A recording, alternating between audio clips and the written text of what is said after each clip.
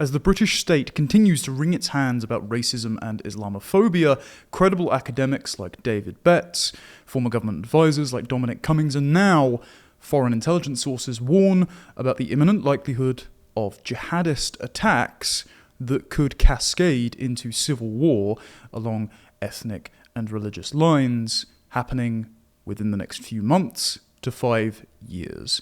Why does our government not take these warnings very seriously? Plus, another organisation which has acted like acid on community cohesion in Britain, the Muslim Council of Britain, and its ostensibly neutral front group, the Centre for Media Monitoring, have been targeted by a policy exchange report which unveils just how insidious their idea laundering for Islamists is. All that and more this week on Tomlinson Talks.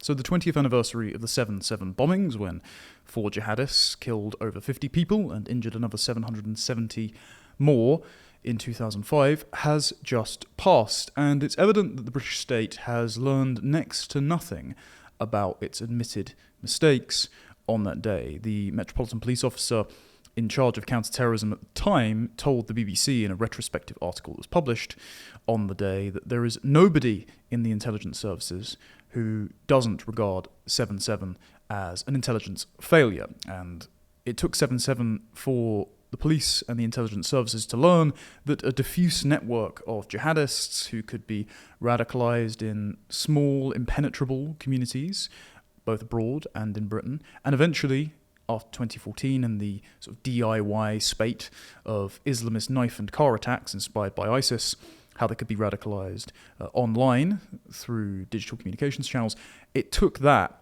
for them to draw their attention outside London to look at a national and international network of terrorists who could travel between cities and commit attacks without any notice.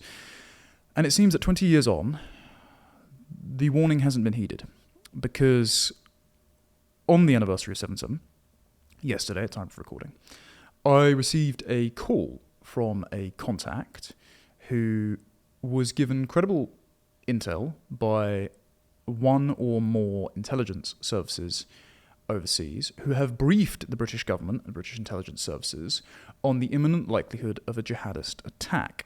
And they warned that up to 30,000 named and known jihadists have been on a watch list by an intelligence service for quite some time. This sort of maps up with the fact that the MI5 watch list in 2021 was about 43,000 people, and 90% of those were Islamists and jihadists.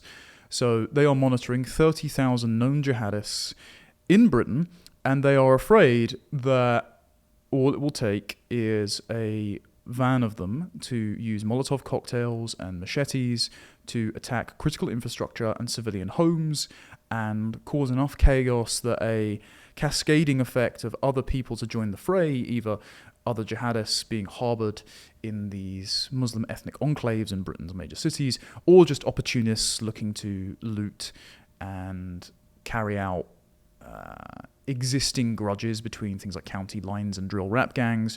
This will cause cities to be overcome with civil unrest. And he took the opportunity to remind me that we have the lowest level of army reserves since the Napoleonic War. We only have a few thousand trained and ready troops because the number of armed servicemen in our armed forces is actually quite a small slice compared to the cooks, the cleaners, the equipment service personnel, the engineers, and the tech operatives. And so this foreign intelligence service and my source said that they were concerned that we would be overwhelmed. And the British government has been informed about this, but as we know from Dominic Cummings, for the last few years, they have sat in these briefings and nodded and smiled and said, yes, thank you very much, and then continued on the path of mass immigration, multicultural appeasement, and entertaining Islamists as a constituency which requires special protections, all of which builds this febrile environment towards this ethnic conflict brewing in the country. And my contact did say that the imminent likelihood of this and their awareness of this in the government is made all the more likely with the fact that as of next week, again, time of recording, it's going to be the 16th of July, I believe, the government are going to be testing the emergency warning system yet again. Now, they did this, I think, in 2023 with no specific cause that we know of, but given the conversation in the country is now orienting around the likelihood of some sort of civil conflict or jihadist attack, it seems this is a pressing concern for the government, even if they are unwilling to stop it. Now, my contact also pointed out that our porous border with France, also known as the English Channel, the gigantic moat that surrounds our country, which we theoretically could use to deter illegal immigrants from coming across, but we don't. This is now being used as a smuggling route, not just for illegal immigrants, not just for illicit finance laundered by Islamic hawalas and hawaladars in places like Afghanistan through to cities like Birmingham. It's not just being used as a route for Iranian spies to come across, as we have caught 3 just this year alone who arrived in Britain via small boat and in the back of a lorry and claimed asylum for multiple years. It is also a route for drugs, guns, and terrorism trafficking. I think it was in 2015, a member of ISIS said that we will use Europe and Britain's refugee and asylum systems to install our sleeper agents across your country, and you won't know, basically, what hit you. We have also been warned about this from, let's say, the sensible Arab nations, like the Emiratis and the Saudis, who have said, you guys in Europe have basically imported the demented radical detritus from the Middle East that we didn't want, that we were sensible enough to prescribe, and we went ahead and banned the Muslim Brotherhood. Why haven't you guys? We can't work it out. They look at Britain now as a kind of national madrasa for radicalization, and they've been telling us to stop, and our governments, even though they've known about this since even 2015, they've just refused to do so. Well, now, as Patrick Christie's has reported on GB News, there are people trafficking gangs in North Africa who are using ISIS training materials to market their services to men from the Middle East, Africa, North Africa. So they are recruiting from, explicitly, a pool of jihadists to use their services to cross Europe and get into Britain. And some of the videos have depicted men holding automatic weapons. I think Christis described it as an AR-15, but AR-15 style rifles at the very least, and those are just the ones we've caught. Earlier this year, there was a lorry coming across from Dover that was intercepted at Kent that was full of drugs and firearms. Again, this is being smuggled in all the time. Where is it disappearing to? The fear is, of course, as one police officer was caught on camera and subsequently investigated for during last summer Southport riots, that these are being stashed in homes, mosques, and madrasas, very similar to what Hamas did with civilian houses, hospitals, and mosques in the Gaza Strip, where they will not be investigated because our country respects freedom of worship and the right to privacy, and it extends this courtesy to people that would like to exploit our generous and considerate nature. And so these are being stashed in mosques, in homes, ready for if undesirable elements of Britain's Muslim enclaves decide to take up arms and commit these mass attacks. This contact is not the only one warning about this, by the way. And I did say, well, if I were to share this in an article, as I have on Courage Media or on my show, would I not be giving them the ideas? And the contact decided to say, you're not giving them ideas, they've already got the ideas.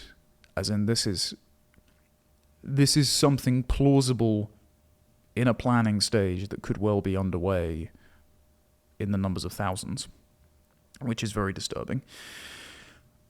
He's not the only one warning about this. I'm not the only one warning about this. Professor David Betz of King's College London, again, has been warning time and time again about the likelihood of imminent civil conflict along ethnic lines, instigated because of racially resentful identity politics trumpeted by all our major institutions, education system, culture, and the state, but also because of a cognizance by the indigenous host majority of their downgrading in status, their loss of resources and prestige in the eyes of their own government in their own country. And this febrile environment, Betz warns, could be ignited by attacks on critical infrastructure. And Betz was at an event at the Unheard Club last week with Mary Harrington. I had the opportunity to speak to him. He confirmed all my worst fears, but during the event itself, that's been recorded and is available for Unheard members behind their paywall, he pointed out the BT Tower in Bristol as an example of critical infrastructure which could be easily attacked. And he remarked, look, when he went and had a look at it, the wire fence is pretty thin. It's patrolled by a poorly paid security guard who themselves are not equipped and armed to prevent a militia of armed and well-planned saboteurs from breaking in.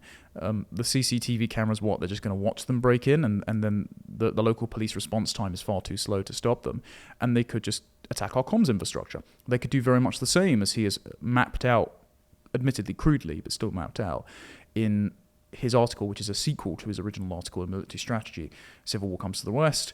The power stations, gas mains, overhead electrical cables, and rail infrastructure that arsonists and vandals could sabotage to cut off cities from power, water, and food supplies. And his definition of a city is, according to the academic literature, a living space which cannot produce enough of its own food to sustain the population.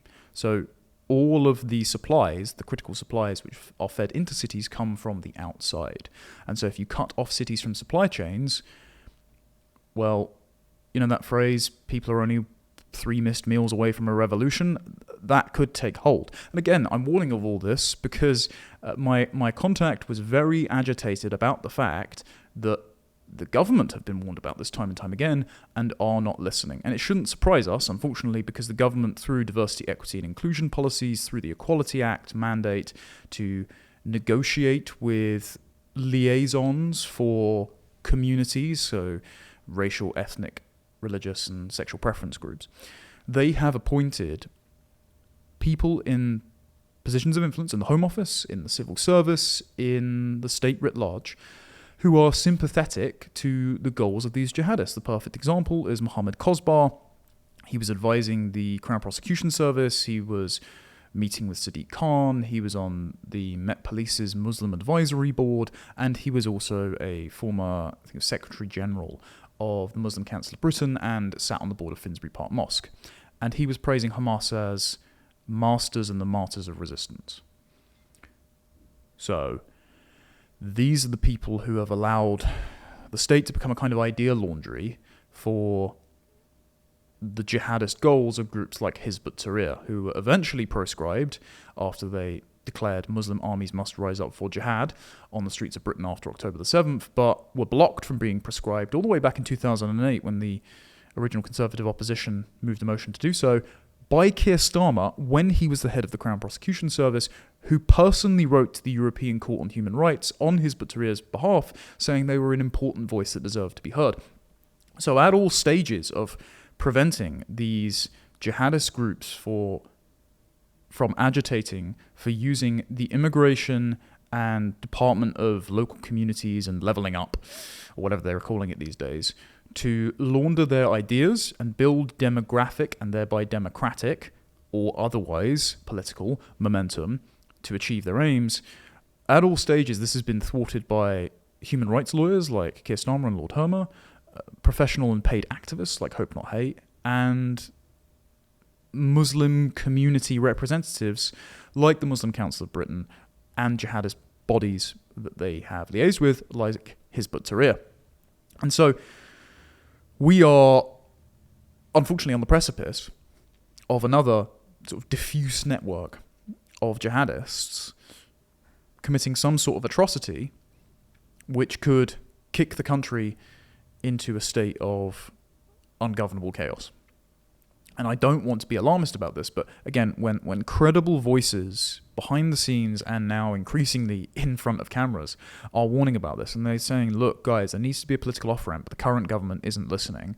They are being blocked by the Blob or activists in the civil service or the Muslim lobbying network, the Islamic network within the Home Office, and we don't know what to do. I feel a need to relay this information and shout it forwards. The other point about this is to just tell you guys this, because those that listen, obviously, we care about each other here, plan accordingly.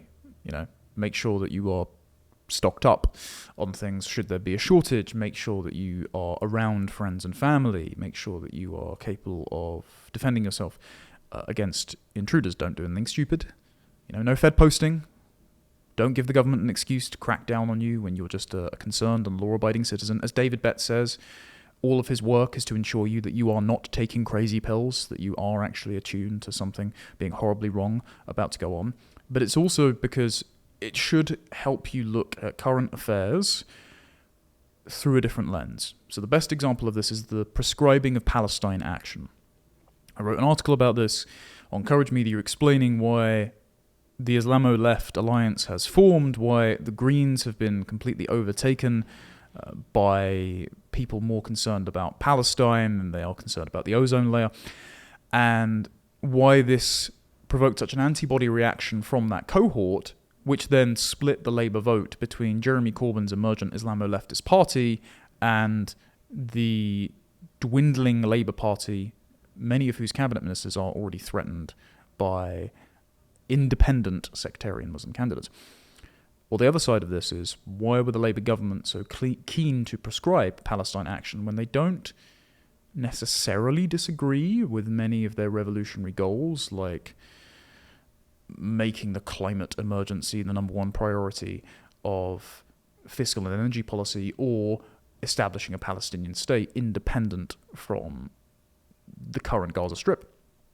Well, the reason they might be prescribing it is because Palestine action quite easily broke into RAF Brize Norton.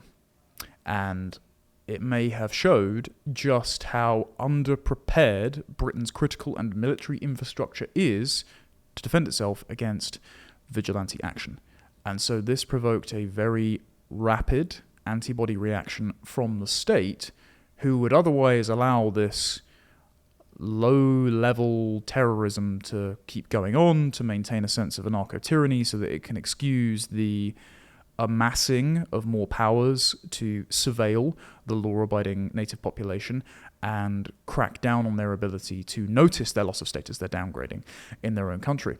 Usually they'll allow this to sort of bubble beneath the surface to amass more of their own powers, and because they understand it's a sensitive electoral issue for Britain's Muslim enclaves, on whom the Labour Party have historically relied on for votes.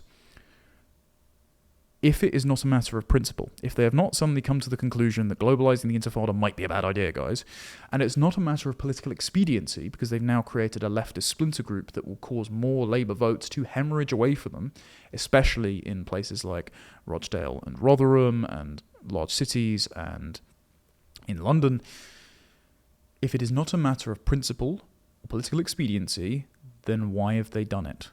I think it's out of fear, and I think they are playing rapid whack-a-mole against these vigilante groups and these vandals and these saboteurs to try and deter them from making another attempt at attacking a military base or a substation. The other thing we should be alerted to, and David Betz mentioned this, and it was reported in the Telegraph recently, between March and May of this year, we have had about 8 electrical substation fires. One of those includes the fire at Heathrow, which is being blamed on faulty and poorly maintained equipment. And it could well be the case that this is just the natural consequence of entropy on a system that is staffed by incompetent people that can't maintain or even rebuild it if it goes awry. Or it could be, as a former colonel in the British Army said, straight out of Putin's playbook. It could well be the Kremlin. I don't doubt that there are saboteur efforts by the Russians. We remember the Salisbury poisoning a few years ago.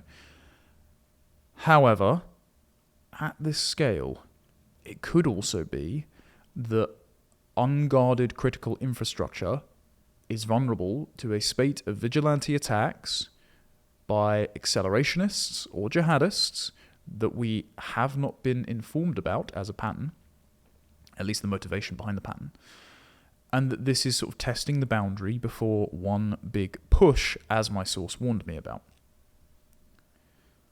Again, I'm not trying to scaremonger. I am just relaying the warnings that I have got from credible academics and sources who relayed this to me on the condition of anonymity, but was rather anxious that I relay this in some way, shape, or form, and I can vouch for their credibility. I am not trying to cause any panic. I am trying to warn against this, to get the people who are in positions of influence to actually talk about this, who I know do watch this show and listen to what I say, to do something about this, and to get anyone watching this in a state of readiness so that if something bad does happen, you can keep your loved ones safe, because that is my chief concern about my family, and I hope it is about yours as well. But the other point is, our security apparatus is entirely compromised. They have been populated with people who are more concerned about protecting the reputation of Islam and Britain's Muslim enclaves from damage after someone reads the hadiths a bit too seriously and detonates a nail bomb at a children's pop concert, than they are about preventing the steady stream of possible jihadists, either by air, by boat, legally or illegally, from coming into this country, and from being given succor by liaising with their self-appointed community representatives who just idea launder on behalf of jihadists like Hizb ut-Tahrir. The great fear is that the state is not listening, that they aren't willing to do anything, and instead trying to glue the lid shut on the sputtering pot of community cohesion, to use their parlance, that has been fractured by decades of unwanted mass migration, a Chamberlain-esque multicultural appeasement strategy, and the celebration of this diversity as Britain's sole strength. I know there's a lot of people who are still responsible for this state of affairs who will parrot this line, who will continue to act as if there's nothing wrong, who will act as if integration is just a matter of feeling a bit uncomfortable because people don't speak English and don't dress the same as you, and that you don't know your neighbours, so you feel a bit like a stranger in your own country, but it's not an existential threat. Reminder, it does not take the critical mass, the overwhelming majority of new arrivals in this country to be bad people for there to be an existential threat within Britain's midst by a small number of ill-motivated, well-organised, and deviously quiet, imperially minded jihadists. And we know that some of these people are here. We've already arrested some of them. So we can't know, beyond what is relayed to us by said sources or reported in the newspapers, or the whispers within Westminster, of which I am occasionally privy, we can't know any more than what is presented to us. So it could well be that the intelligence services and the National Crime Agency and international intelligence services are all working together to crack down on this network. It could well be that the channel boats stop tomorrow. I won't hold my breath because the government and the civil service shows no intention nor appetite to repeal the laws necessary to expedite the departure of these people from our country and to shut the border. However, it could well be they're all about to address this. My worry, my sources' worry, David Betz's worry, Dominic Cummings' worry is that they're not. So, in terms of practical solutions to this, how do we make a start? Okay. There are a number of laws we have to get rid of. Both Dominic Cummings and Liz Truss, who can't stand each other, have come to this conclusion based on their decades of experience in government, so this seems to be the starting place. Repeal the Constitutional Reform and Governance Act of 2010 that the Gordon Brown government passed after the Tony Blair government proposed it. This was the constitutional vandalism wreaked upon us by New Labour that put the civil service on rails as the permanent government of this country and means that ministers cannot hire and fire civil servants, so they just have to rubber stamp whatever a civil servant puts in front of them. Repeal the Equality Act 2010, which puts in place the public sector equality duty, which is not only a requirement to conduct positive action discrimination, which is just anti-white racism by another name, to hire women, but particularly ethnic and religious minorities and people of unorthodox sexual preference persuasions into the civil service to act as kind of permanent activists that, again, you can't hire and fire. But it also mandates that public bodies like the police and schools arbitrate disputes between communities and do so in a way that orients them towards equality. So let's say there is more crime committed by black men in London. If a white person notices this on social media, then the aim is to crack down more on the far right who is speaking about crime statistics on social media than it is on the actual crime statistics, because the belief is that if not for racism and division, there would be no inequality. And if the law mandates the police must act to enforce equality between ethnic, racial, religious groups, then they must crack down on the people complaining about the crime rather than the crime itself. Get rid of that. This also means that they have to consult with self-appointed experts or community representatives, like the Muslim Council of Britain, which we'll talk about in a moment, in order to broker these deals between communities, in order to enforce a kind of peace. And atrocities are committed in the enforcement of this peace. For example, not investigating the Pakistani grooming gangs and arresting the fathers who go and try and rescue their girls from the homes of the abusers rather than arresting the gangs themselves. We need to basically take the civil service back to before Northcote Trevelyan, which insisted the civil service is a neutral and impartial service. We know for a fact there is no such thing as a neutral institution because the people who are inclined to enter politics have political ideas, otherwise they wouldn't be drawn to politics in the first place, and so they have values that they bring to bear on the office of state. Instead, what we need is a hireable and fireable civil service so they are all technically democratically accountable, so that if you elect an MP and a government, the government can install their people in there to enact their democratically elected will. At the moment, you just get malicious non-compliance and civil servants gumming up the works and ensuring that the government of the day has no bearing on the business of state, which again is on rails thanks to Tony Blair. Also need to repeal the Human Rights Act, which Keir Starmer wrote the textbook for lawyers on how to apply, by the way, so that we can get rid of the ECHR as codified in British law, we can restore parliamentary sovereignty, and we can issue deportations.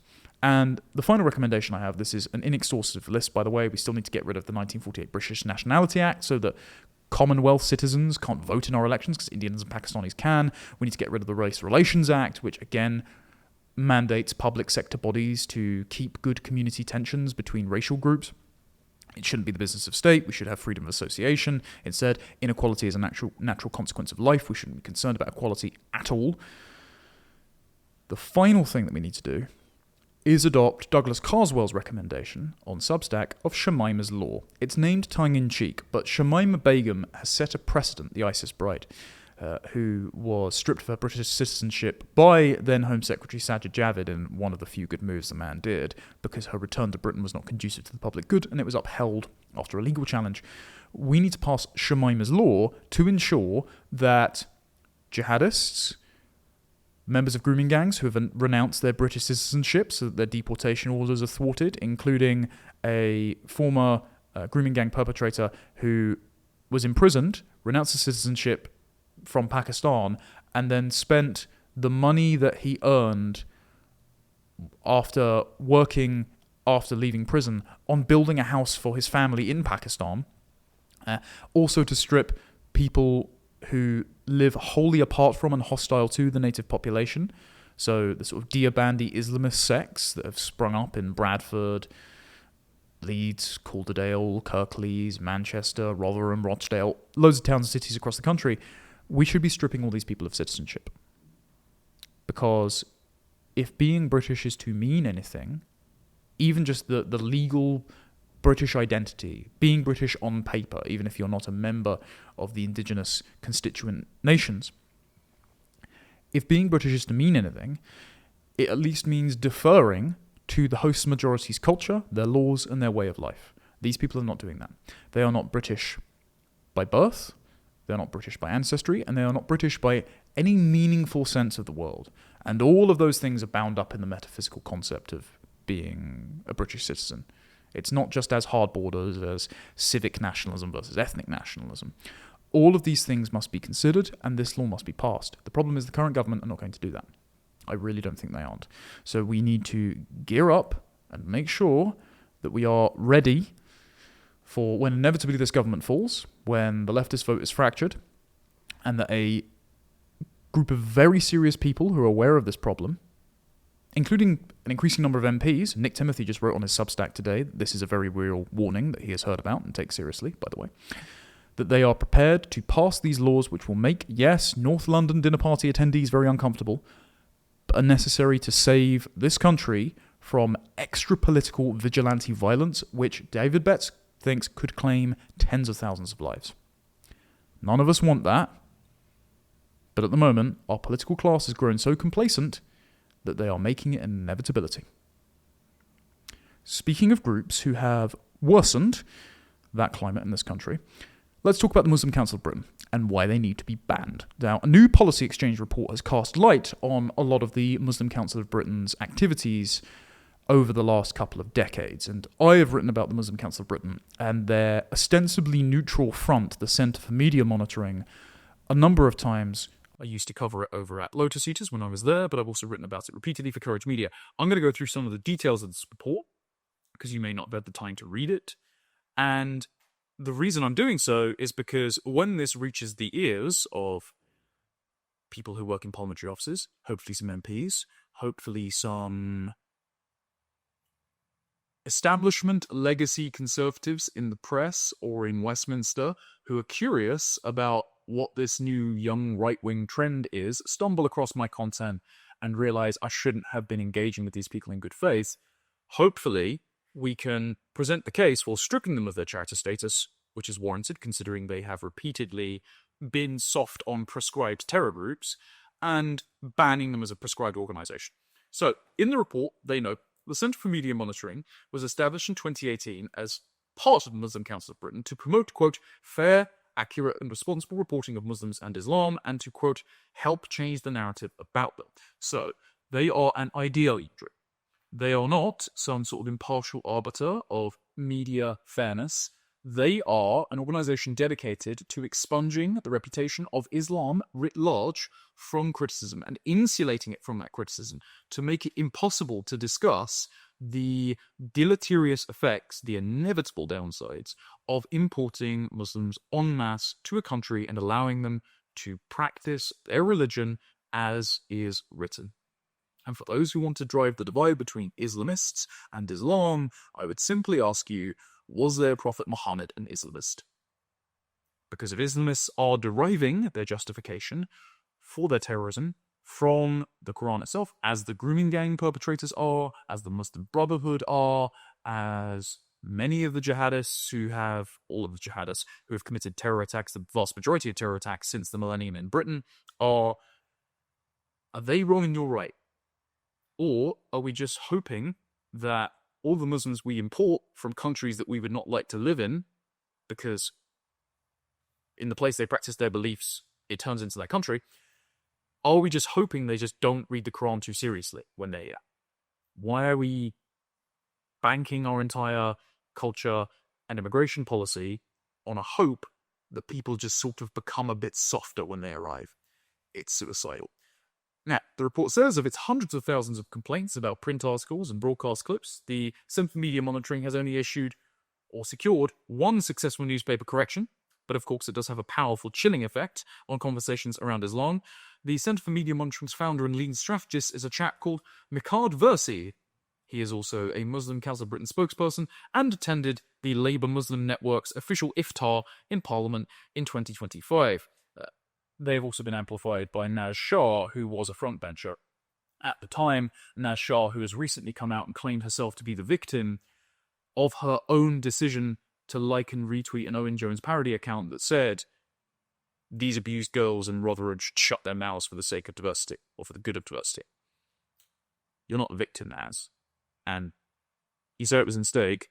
How did you go through the steps of manually liking and then pressing twice to retweet it rather than quote retweet it? I'm asking that question because an explanation still has not been provided. Instead, you just claimed you were the victim. So, I mean, I'm just saying, none of my beliefs would ever lead me to dismiss victims of the worst child abuse scandal in British history. So, what made you look at that and then like it and then retweet it, even by accident? Question not been answered. In 2020, the Centre for Media Monitoring's Amanda Morris said she wished there were a law against mocking Islam, and when she was speaking about Charlie Hebdo, who of course 4 of their cartoonists were murdered in an attack on their French studio after they picted their prophet Muhammad, which is of course not allowed in Islam, Morris said, I don't think there's just purely criticism, I think that could be considered incitement. Basically, they were wearing short skirts, so they deserved it. Morris previously worked for MEND, which is an Islamic activist group, which Baroness Saida Vorsi called, although not illegal, definitely a liberal. She was their national head of women's engagement and chair of MEND's Cardiff working group. None of these organisations should be in the country, they shouldn't be allowed, they should be banned. In June 2025, the BBC's Director of News Content, Richard Burgess, spoke at a Centre for Media Monitoring meeting in Parliament, which I suppose explains their softness around Hamas. And he spoke alongside 2 Labour MPs, so again, even though the Muslim Council of Britain are meant to be subject to a ban on engaging with Whitehall, Labour MPs are liaising with the Centre for Media Monitoring as if they are a legitimate organisation. And the report was criticising the BBC's coverage of the Israel and Hamas war. The report said the BBC shouldn't refer to the Gaza Ministry of Health, which is run by Hamas, as Hamas run, even though it is. And they also said that sympathetic articles with emotive, humanising or personal stories of Palestinians appeared only twice as often as those for Israelis. Bear in mind, the BBC did a documentary on Hamas and the Israel-Palestine conflict that was narrated by the son of, I think it was the Hamas Minister for Agriculture, and they didn't disclose that. So the idea the BBC is biased towards Israel, or at least towards Britain would be nice, is ludicrous. They are just pushing at the open door of liberalism to use your liberal white guilt as a Trojan horse to push through Islamism. That's all they're doing. The Centre for Media Monitoring has also run multiple focus groups and workshops for the BBC since 2019 and held meetings with ITN, the parent body of ITV, STV, News UK, so the Times, the Sun, Sunday Times, Channel 4, Sky, LBC, The Guardian, The Mail, The Mirror, and delivered masterclasses to students at Middlesex, City, Leeds Trinity, and Goldsmiths universities. They have their influence, that they are peddling their influence in many of Britain's elite institutions. And so, these institutions, if they feel inclined, or at least mandated by internal diversity, equity and inclusion policies to liaise with this group, they will inevitably adopt its values and framing, and this will contaminate their news coverage, and so you will be fed the Islamic line on things. This might help explain why the BBC once referred to Islamic converts as Islamic reverts, with the premise being that we are all Islamic, that's man's natural state, and that kuffars, infidels, unbelievers, those who reject the Islamic faith, should revert to Islam because it's man's natural state, rather than convert. They should come back to the faith, as it were. The BBC put that out and then quietly issued a correction after they were criticised. Now, the Centre for Media Monitoring is running clear cover for Hamas, who are a proscribed terrorist group. They are softening the British media's approach to it and therefore influencing the minds of people who know better.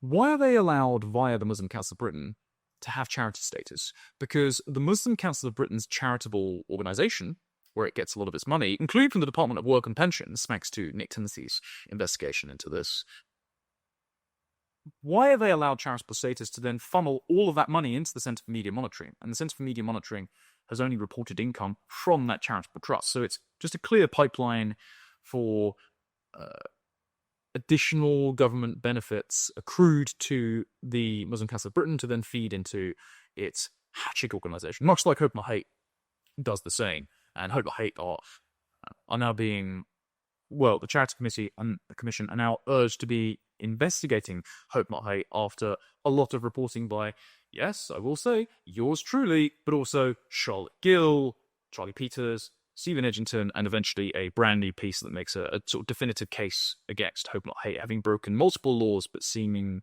to be insulated from prosecution. Perhaps it's because Lord Hermer, the current Attorney General, used to work for Searchlight magazine, which was the spawn point for Hope Not Hate to create itself as a splinter group, because Nick Lowles, the CEO of Hope Not Hate, used to work for Searchlight alongside Lord Hermer. And it's also possibly because, as I spoke to a different contact than I mentioned at the start of the show about this, after new laws about undercover policing were brought in, I think under Theresa May, the police began to outsource, also as part of their mandate to engage in diversity, equity, and inclusion and community cohesion exercises per the Equality Act. The police began to outsource their undercover policing operations to third-party groups like Hope Not Hate, which might explain why Harry Chapman used that fraudulent passport to entrap subjects of their documentary Undercover Exposing Far Right, and despite being reported to the police by multiple people, nothing came of it. So, yep, all of that, same goes to the Muslim Council of Britain. Why do they have charitable status? Why are they allowed? Why are they not prescribed as a group that is aiding and abetting terrorist activity in this country, or at least lobbying to soften the media, public perception, and politicians' stance against Islamism, jihadists, and terrorist groups?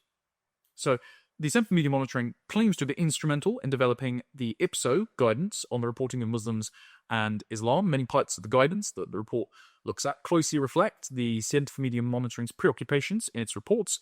IPSO is the independent press regulator. This would explain why in 2023, when Suella Braverman, then Home Secretary, wrote in the Mail that grooming gangs are predominantly comprised of Pakistani Muslim male perpetrators, the Muslim Council of Britain, via the Centre for Media Monitoring, lodged a complaint to IPSO against the Mail, and even though IPSO didn't uphold the complaint, this exercised enough pressure on the Mail to cave and issue a correction in their article against Braverman, citing the 2020 Home Office report, which now, Dame Louise Casey's audit has definitively said was a cover-up. The report omitted crucial data about the ethnicity of grooming gang perpetrators to come to the false conclusion that a majority of perpetrators are white males. That might well be the case of all crimes of child abuse, but this specific type of child exploitation and grooming, especially with the religious and racial motivation, is overwhelmingly Pakistani and Muslim men. And Suella Braverman is now pursuing an apology from IPSO on behalf of the victims, not on behalf of herself, because this again contributed to the climate of cover-up around the greatest child abuse scandal in British history, and the Muslim Council of Britain and Centre for Media Monitoring were responsible for contributing to this plan. So again, why are they allowed? The Muslim Council of Britain and Centre for Media Monitoring defines Islamism as, quote, an example of a neutral understanding of the term could be a peaceful, democratic, constitutional, and moderate political activism based on Muslim ideology. Sorry, read that again. Islamism could be understood as a peaceful, democratic, constitutional, and moderate political activism based on Muslim ideology. So the Islamic capture of your state is entirely peaceful and democratic.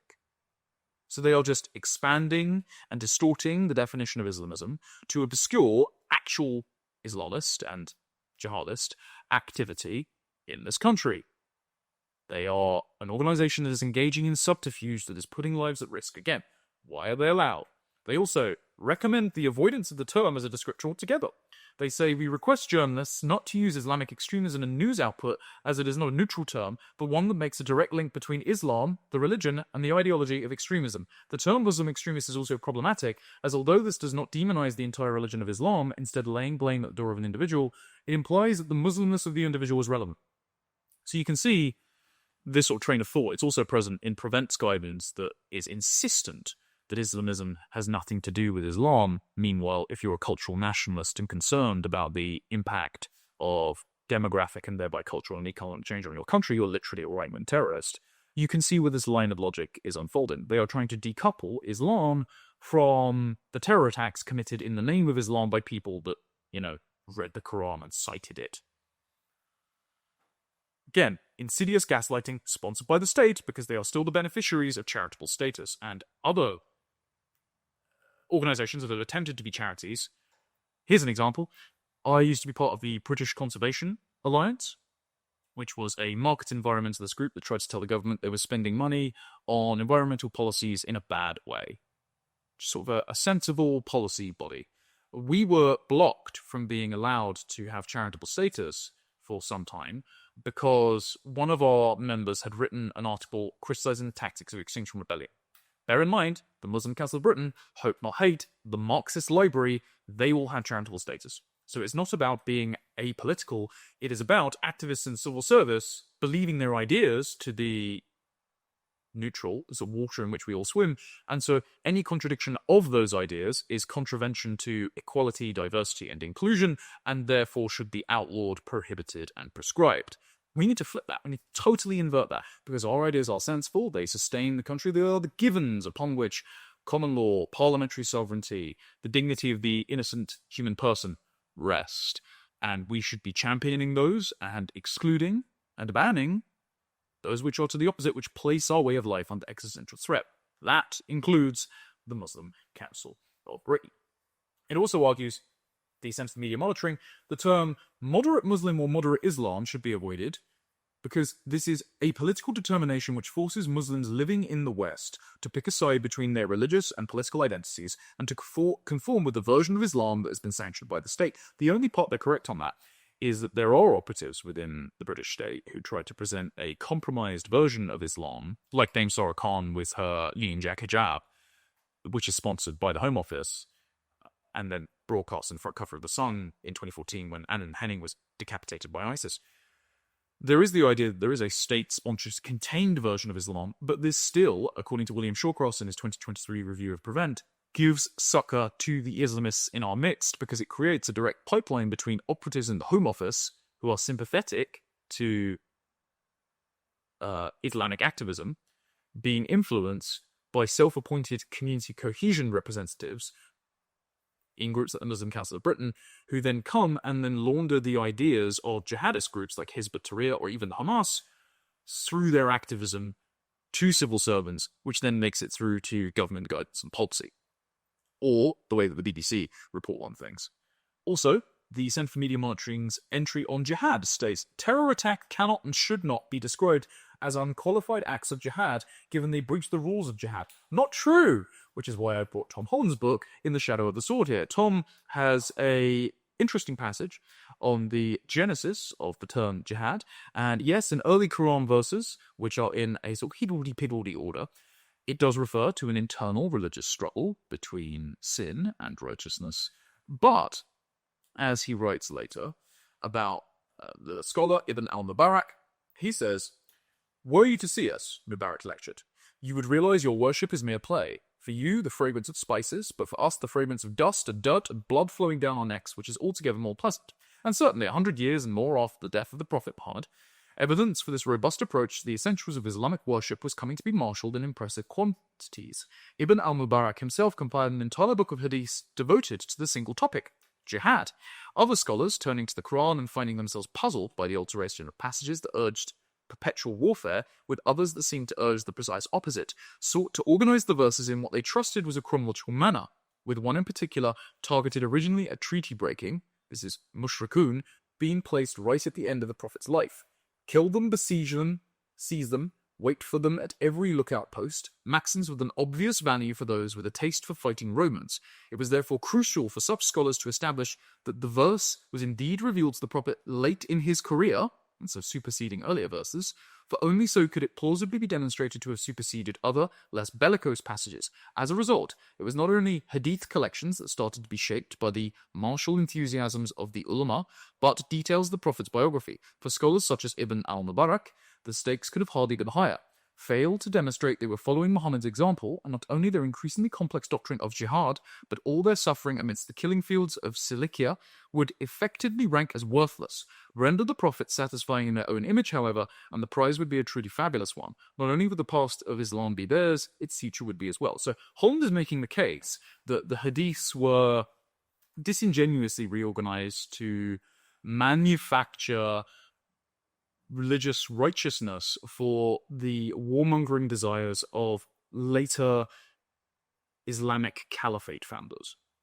However, even as this is the case, if you're a doctrinaire Muslim and you are reading this, and let's say you are less skeptical about the motivations of those acting on behalf of the Prophet's final revelations, and this is the final revelation, it is meant to be the literal word of Allah transcribed by the Prophet and his witnesses, then you are going to take jihad to mean the bloody warfare that will be waged against unbelievers, especially on Judgment Day when the rocks and the trees come alive and announce where Jews are so you can come and kill them, in order to establish the caliphate on behalf of the final revelation of Islam, Allah. So the idea that jihad is not violent is a lie. And presumably the Muslim accounts of Britain have read their own books and their own history, so they would know this, so why are they misrepresenting it? Is it to unilaterally disarm us against the influence, the idea laundering of Islamist activism through British politics? They also explicitly state press regulators must discourage insults against Islam, and the media should not be allowed to accuse authorities of failing to investigate wrongdoing because perpetrators are Muslim, as in Rotherham, Rochdale, and Telford and the like. It describes the reporting of grooming gangs as based on shoddy underpinnings. In 2018, it complained a Mail on Sunday article calling the British ISIS executioner, Mohammed Emwazi, that's Jihadi John, a terrorist, among other 19 terrorists, because, and they say it was misleading, because he was never convicted. Yeah, Jihadi John is definitely a terrorist. Definitely. So they don't think he should be called a terrorist. The Centre for Media Monitoring defended an imam at a mosque attempted by the Manchester Arena bomber, who was accused by the BBC of preaching a sermon calling for armed jihad. So not just, eternal spiritual struggle. No, the kind of violent jihad that jihad actually means, according to Islamic history and the hadiths. They also attacked the BBC for describing the Westminster terror attacker Khalid Massoud, an Islamic extremist known to security services, as an Islamic extremist claiming this was anti-Muslim language. And then they also kept accusing the late Times columnist Andrew Norfolk, who exposed the grooming gang scandal to wider public attention, I think it was in 2011, of scapegoating Muslims and of Islamophobia. They've also repeatedly accused Charlie Peters of GD News of being an activist journalist, and they described in their recent 2024 report saying that GB News has an unhealthy obsession with Muslims. They describe the grooming gangs as so-called grooming gangs.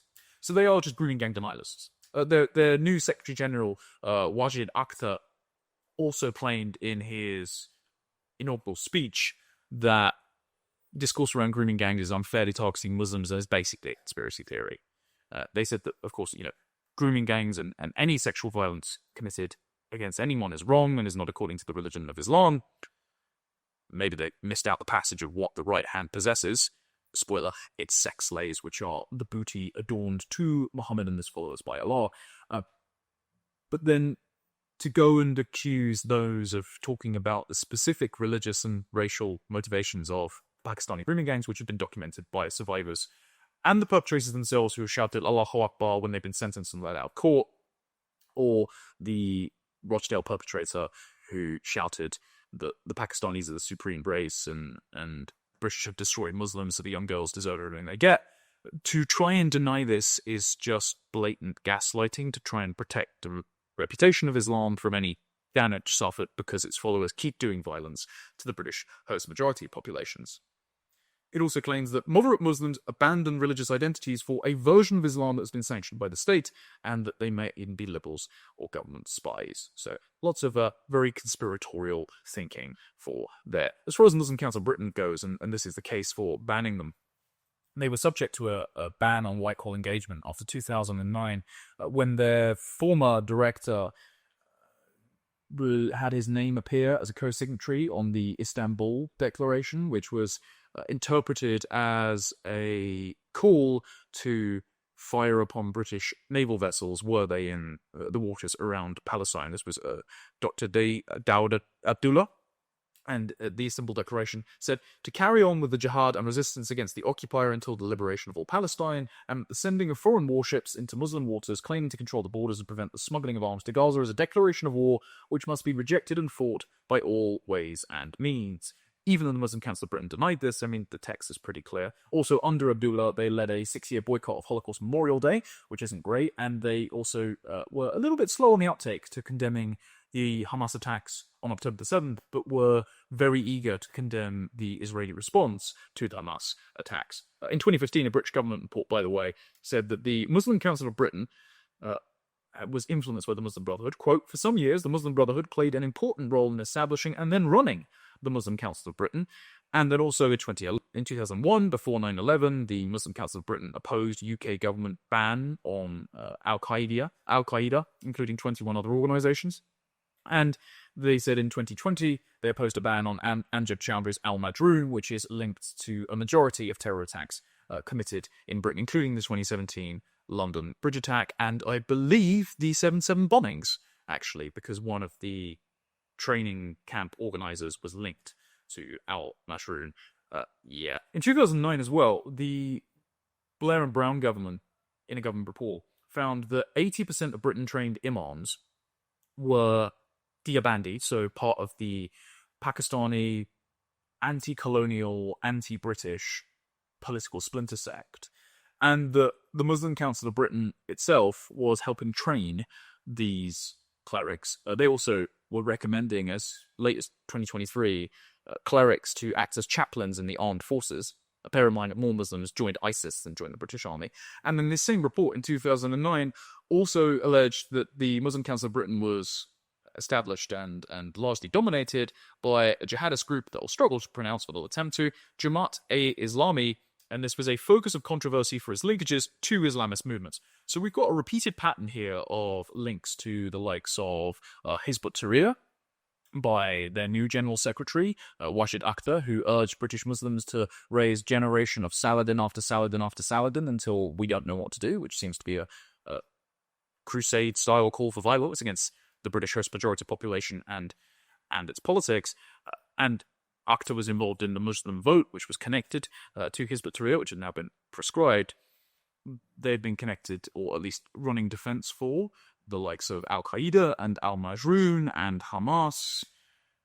They were engaged in the iconoclastic campaign against the Lady of Heaven in British cinemas, similar to the sort of Batley Grammar School teacher who was intimidated into hiding. They have defended all of these protests, of course.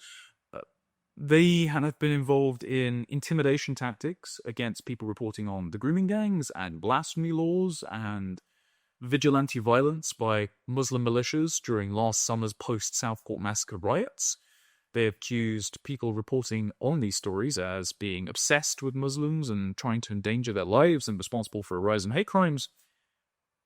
They have endorsed the Islamophobia blasphemy law that is being currently proposed by the Labour government under Deputy Prime Minister Angela Rayner, involving Qari Yassin, by the way, the imam of a Leeds mosque, who The Guardian consulted the other day on the anniversary of 7/7, who said that British Muslims were actually the ones most affected by 7/7, not the people blown up on the tube whose lives are ended and ruined. Qari Yassin, by the way, is a trustee of Hope Not Hate, and also participated in or endorsed the Lady of Heaven protests, which led to him being deselected as an Islamophobia advisor by Michael Gove. Why there was an Islamophobia board in the first place?